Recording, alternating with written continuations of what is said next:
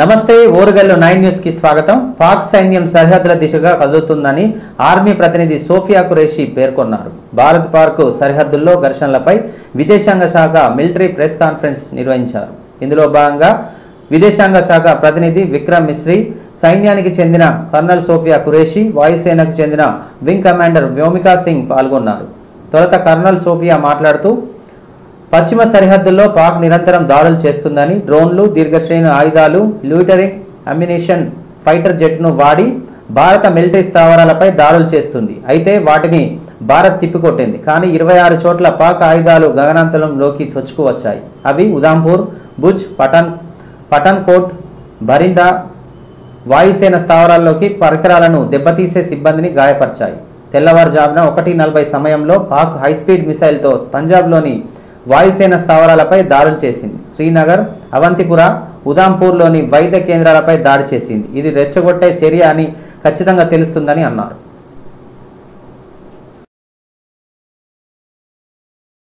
And civilian infrastructure, especially in the states of Jammu and Kashmir and Punjab. There is also on its part a consistent attempt to sow discord between communities in India. As I said, there has been a particular focus in its targeting of civilian infrastructure and in Jammu and Kashmir and Punjab. Earlier this morning, Pakistan shelled the town of Rajouri, killing the additional District Development Commissioner Shri Rajkumar Thapa, adding to the civilian casualties. Sophia Qureshi and Wing Commander Vyomika Singh for this briefing. With that, sir, सैन्य ढांचे को निशाना बनाया, नियंत्रण रेखा पर भी drone घुसपैठ और भारी कैलिबर हथियारों से गोलाबारी की। अंतर्राष्ट्रीय सीमा और एलओसी पर श्रीनगर से नलिया तक 26 से अधिक स्थानों पर हवाई घुसपैठ के प्रयास किए गए। भारतीय सशस्त्र बलों ने अधिकांश खतरों को सफलतापूर्वक निष्क्रिय किया। फिर भी वायु सेना स्टेशनों पर उधमपुर, पठानकोट, आदमपुर और भुज बठिंडा स्टेशन, इन सब पर उपकरण व पर्सनल्स को हानि पहुंचाई। मैं ये भी बताना चाहती हूँ कि पाकिस्तान ने हाई स्पीड मिसाइल सुबह 1:40 पर इस्तेमाल करके पंजाब के एयरबेस स्टेशन को अत्यधिक सही के वेपन रफीकी, मुरीद, चकलाला, रहीम यार Khan, Sukkur and Chunya were engaged using air-launched precision weapons from our fighter aircraft. Radar sites at Pasroor and Sialkot Aviation Base were also targeted using precision munitions. While carrying out these responses, India ensured minimum collateral damage. Pakistan has also attempted to execute a continued malicious misinformation campaign with claims of destruction of Indian S-400 system at Adampur, destruction of airfields at Suratgarh and Sirsa, BrahMos base at Nagrota, RT gun positions at Berangyari and Chandigarh forward ammunition depot, with heavy damages to other military stations being propagated on social media. India unequivocally rejects these false narratives being spread by Pakistan. Along the line of control also, Pakistan has attempted multiple air intrusions using drones and conducted shelling using heavy caliber RT guns, targeting civilian infrastructure and killing some civilians. Heavy exchange of artillery mortars and small arms fire in Kupwara, Baramulla, Poonch, Rajouri and Aknoor sectors continued. Indian Army has responded effectively and proportionately, causing extensive damage to Pakistan Army. Pak military has been observed to be moving their troops into forward areas, indicating offensive intent to further. Thank you. In Kashmir and Punjab and these पूर्णतः खारिज करता है। नियंत्रण रेखा पर पाकिस्तान ने drone घुसपैठ और भारी तोपखाना गोलाबारी के कई प्रयास किए। భారత్ పాకిస్తాన్ యుద్ధం తీవ్రమవుతుండటంతో ప్రధాని మోడీ మరోసారి హై లెవెల్ మీటింగ్ నిర్వహించారు. త్రివిధ దళాధిపతులతో తన నివాసంలో ఉన్న ఉన్నత స్థాయి సమావేశం నిర్వహించారు. ఈ సమావేశానికి కేంద్ర రక్షణ శాఖ మంత్రి రాజ్నాథ్ సింగ్ కూడా హాజరయ్యారు. మే 10 నుండి జరుగుతున్న పరిణామాలపై ప్రధాని మోడీకి వివరించారు. అంతకుముందు ప్రధాని మోడీతో అజిత్ డోవెల్ గంటన్నరకు పైగా భేటీ అయ్యారు. భారత్ పాకిస్తాన్ ఉద్రిక్తతల మధ్య మోదీ వరుస భేటీలు చర్చనీయాంశంగా మారాయి. మరోవైపు సరిహద్దుల్లో పాక్ కాల్పులు జరుపుతూనే డ్రోన్లతో దాడి చేస్తుంది. పాకిస్తాన్ మిసైల్ డ్రోన్లతో దాడులు చేస్తుంది. అంతే ధీటుగా పాకిస్తాన్కు బదులిస్తూ పంజాబ్లోని ఎయిర్ బేస్ ధ్వంసానికి పాక్ ప్రయత్నించిందన్నారు. మే 9న రాత్రి 26 ప్రాంతాల్లో దాడులు చేసింది. అవంతిపూర్, కుపర్వా, బారాముల్లా ప్రాంతాల్లో పాక్ కాల్పులు బదులిచ్చింది.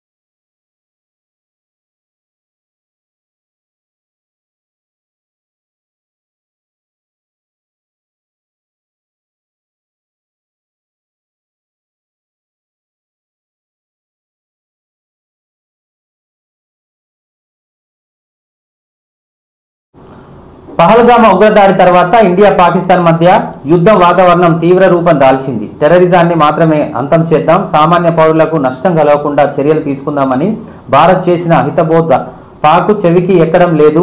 దీంతో నేల విడిచి సాము చేసినట్టు తన శక్తి ఏంటో తాను గ్రహించకుండా కమ్యూనిటీ కాలు దువ్వుతుందని. ఈ పరిస్థితుల్లో ఎంఐఎం అధినేత అసదుద్దీన్ ఓవైసీ చేసిన వ్యాఖ్యలు చర్చనీయాంశంగా మారాయి. పాక్ వైఖరిని తీవ్రంగా ఖండించారు. ఎంఐఎం అసదుద్దీన్ ఓవైసీ ఇస్లాం మతాన్ని వాడుకొని ఉగ్రవాదాన్ని వ్యాప్తి చేయాలని పాక్ చూస్తుందని మండిపడ్డారు. ఇండియాలో ఉన్న ముస్లింలకు ప్రత్యేక దేశం అవసరం లేదని, తాము ఇక్కడే ఉంటామని అన్నారు. భారత్లో ఉన్న ముస్లింలకు మరో దేశం కావాలని పాక్ 2 దేశాల సిద్ధాంతాన్ని తాము ఎప్పుడు వ్యతిరేకిస్తామని అన్నారు. స్వాతంత్ర్యం తర్వాత మహమ్మద్ అలీ జిన్నా ప్రతిపాదించిన 2 దేశాల సిద్ధాంతాన్ని భారత్లో ఉన్న ముస్లింలు ఎప్పుడో వ్యతిరేకించారని అన్నారు. ఇప్పుడు మళ్ళీ పాక్ అది పాచిపోయిన మాటనే వాడుకొని ఇండియాలో ఉగ్రవాదాన్ని వ్యాప్తి చేయాలని ప్రయత్నించడం ఖండిస్తున్నామని చెప్పారు. భారత్లో 23 కోట్ల మంది ముస్లింలు ఉన్నారని, ఇక్కడ అందరూ సురక్షితంగా ఉన్నారని అన్నారు.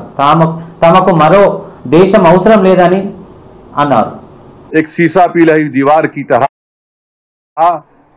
ऐसे मुल्क के खिलाफ खड़े होना है जो सारी दुनिया के लिए खतरा है भी, बल्कि कभी ना कभी किसी वक्त पे इस दुनिया के जी असर लोगों को, उनके लीडर्स को तय करना पड़ेगा कि क्या इस मुल्क में न्यूक्लियर बम रखने की इजाजत दी जा सकती है। इनके पास जो न्यूक्लियर बम है उसको डिसार्म करने की जरूरत है, इसको खत्म करने की जरूरत है। और बार बार आप बोल रहे, इन्हें कमीनगी की हद यह है कि श्रीनगर में दवाखानों को निशाना बनाया गया। और याद रखिए, वो जो पूंछ के मौलाना को जो इंतकाल हो गया, जो शहीद हो गए, उनको एक हिंदू एमएलसी ने अपनी गाड़ी में बिठाकर अस्पताल पहुंचाया। अब ये और बात है कि हमारे गोदी मीडिया ने कह दिया कि अरे नहीं, वो मौलाना को, वो पाकिस्तान के वो फुला थे। तो हमको ये कोशिश करना है कि हम पूरे लोग ऐसे वक्त में अपने सियासी इख्तलाफात को से उठकर, जब हम अपनी फौज के पीछे खड़े रहें और फौज बेबाकी से मुकाबला करे, और पाकिस्तान का झूठा प्रोपेगेंडा, ये गिरा दिए, वो गिरा दिए, इन्हों कुछ नहीं गिराते, इन्हों खुद इंशाल्लाह गिरेंगे, देखेंगे आप। और ये होना चाहिए। ये है, ये बार बार इस तरह से धमकी देना, बार बार आकर तंग करना, बार बार आकर मुल्क में परेशानी पैदा करना, और इन लोगों की वजह से आप मेरी बात से मुत्तफिक होंगे, कई मुसलमान जेलों को चले गए, 8-8 साल 7-7 साल जेल में रहकर निकले वो लोग, बच्चे वो, इनका तो वही नहीं है फिर।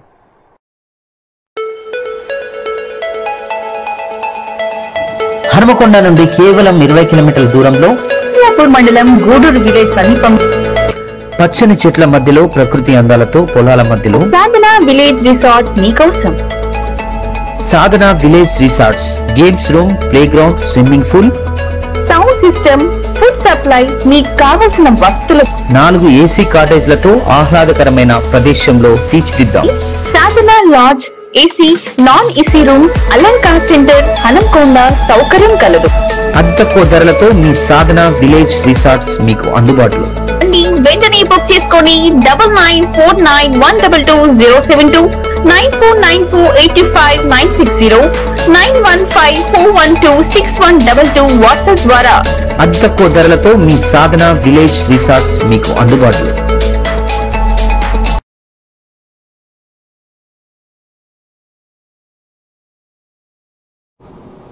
దేశంలో నెలకొన్న యుద్ధ వాతావరణాన్ని దృష్టిలో పెట్టుకొని మిస్ వరల్డ్ పోటీలను వాయిదా వేయాలని రాష్ట్ర ప్రభుత్వానికి బీఆర్ఎస్ ఎమ్మెల్సీ తెలంగాణ జాగృతి అధ్యక్షురాలు కల్వకుంట్ల కవిత విజ్ఞప్తి చేశారు. ఇలాంటి సమయంలో అందాల పోటీలు నిర్వహించడం సరికాదని, ఐపీఎల్ను వాయిదా వేసినట్టే మిస్ వరల్డ్ పోటీలను వాయిదా వేస్తే మంచిదని పేర్కొన్నారు. ఇది విజ్ఞత ప్రదర్శించాల్సిన సమయమని, తప్పుడు సంకేతాలను త్రవితీయరాదని చెప్పారు. ఆపరేషన్ సింధూర్ ఇండియన్ ఆర్మీకి మద్దతుగా తెలంగాణ జాగృతి ఆధ్వర్యంలో ఇందిరా పార్క్ నుంచి ఆర్టీసీ క్రాస్ రోడ్ వరకు శుక్రవారం నిర్వహించిన ర్యాలీలో ఆమె పాల్గొన్నారు. సరిహద్దుల్లో పాకిస్తాన్ దాడిలో అమరులైన సైనికుడు ఈ సందర్భంగా ఆమె మాట్లాడుతూ సైన్యానికి ధైర్యం నింపేందుకు గాను ఈ ర్యాలీ చేపట్టామని కవిత పేర్కొన్నారు.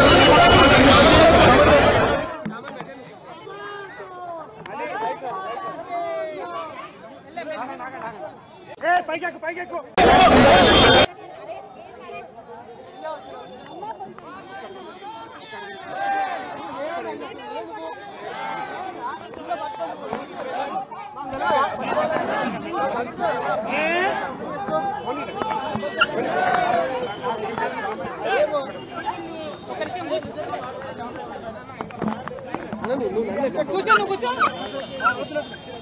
ఓకేనా? ఇవాళ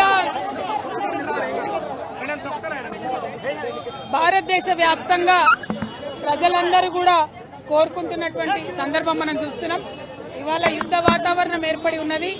పాకిస్తాన్లో ఉన్నటువంటి 9 ఉగ్రవాద స్థానాలను ఆపరేషన్ సింధూర్ పేరుతోని మనం దిగ్విజయంగా సాధించుకోవడం వీర జవాన్లందరికీ కూడా ఒక స్ఫూర్తినిచ్చే విధంగా, వారి వల్ల మనకు ధైర్యం, వారి వల్ల మనకు రక్షణ, మన వల్ల వారికి మరింత స్ఫూర్తి రావాలని చెప్పి మనస్ఫూర్తిగా కోరుకుంటూ ఇవాళ తెలంగాణ జాగృతి ఆధ్వర్యంలో పెద్ద ఎత్తున ర్యాలీ నిర్వహించడం జరిగింది. మరి ఇవాళ మనము పాకిస్తాన్ ఉగ్రవాద స్థావరాల మీద దాడి చేస్తే పాకిస్తాన్ ఏమో తిరిగి మన ఎయిర్పోర్ట్స్ మీద దాడి చేయడము, సివిల్ ఎయిర్పోర్ట్స్ మీద దాడి చేయడము, ఇవన్నిటిని కూడా మనం గమనిస్తూ ఉన్నాం. వీటన్నిటిని కూడా చూస్తూ మన భారత సైనికులందరికీ కూడా మద్దతుగా సంఘీభావంగా ప్రతి రాష్ట్రంలో ప్రతి చోట కూడా నిజానికి పెద్ద ఎత్తున ర్యాలీలు జరగాలి. నేను తెలంగాణ జాగృతి కార్యకర్తలకు పిలుపునిస్తా ఉన్నాను. రాష్ట్ర వ్యాప్తంగా కూడా మీరు సంఘీభావంగా సైనికులకు కార్యక్రమం చేయాలి. ఈ సమయంలో దేశంకి తోడుగా మనం కూడా నిలబడాలి. అక్కడ వాళ్ళు నిలబడి ప్రాణాలు ఇస్తుంటే మనము దానికి అర్హత పొందినటువంటి నాగరికులుగా వారికి సైన్యానికి మద్దతుగా ఉండాలని కోరుతా ఉన్నాను. ఎట్ ద సేమ్ టైం ఒక పక్క యుద్ధ వాతావరణం ఉంటే మరి ఇక్కడ మనం మిస్ వరల్డ్ పోటీలు కండక్ట్ చేసుకుంటా ఉన్నాము. నేను మిస్ వరల్డ్ పోటీలను వాయిదా వేయవలసిందిగా ప్రభుత్వాన్ని విజ్ఞప్తి చేస్తా ఉన్నాను. ఐపీఎల్ని కూడా వాయిదా వేసుకున్నారు. ఎట్లయితే ఐపీఎల్ వాయిదా వేశారో మిస్ వరల్డ్ పోటీలు కూడా వాయిదా వేయాలి. ఎందుకంటే ప్రపంచమంతా కూడా పోటీలన్నీ కూడా ఛానళ్లలో చూస్తూ ఉంటారు. మరి ఒక పక్క భారతదేశంలో యుద్ధం జరుగుతుంటే ఇంకొక పక్క ఈ అందాల పోటీలు పెట్టారని చెప్పేటటువంటి అపవాదు మన రాష్ట్రానికి వస్తుంది. కాబట్టి ఆ అందాల పోటీలను కూడా వాయిదా వేయాలని చెప్పి నేను మనస్ఫూర్తిగా డిమాండ్ చేస్తా ఉన్నాను.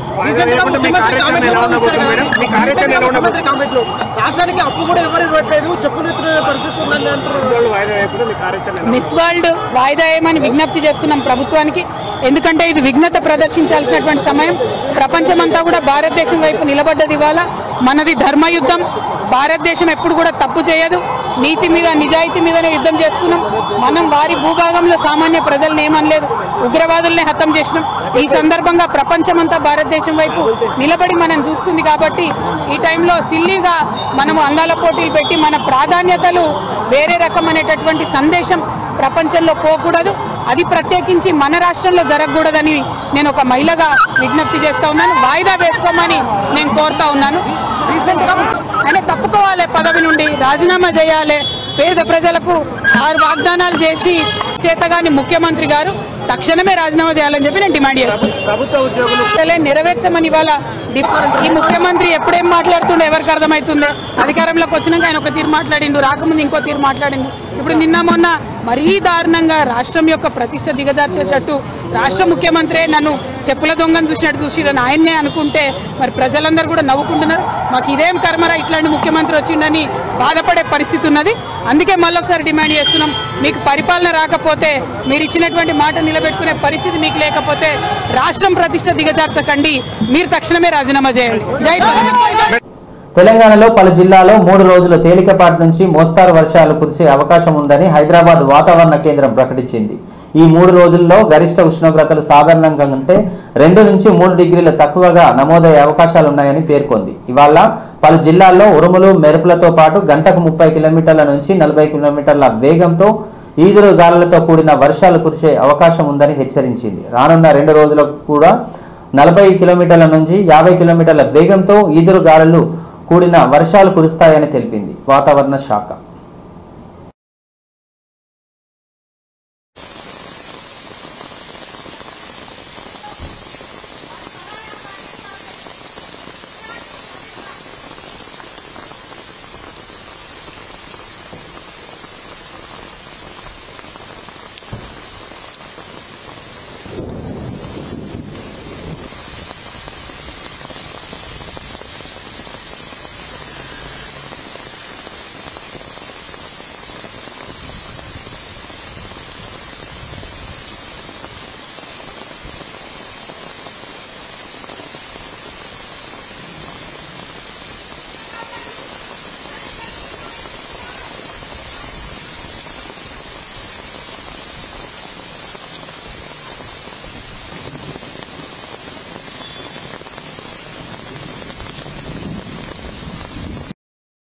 ఇంతటితో ఈ వార్తలు సమాప్తం. మరో వార్తలతో మళ్ళీ కలుద్దాం. చూస్తూనే ఉండండి ఓరుగల్లు 9 న్యూస్.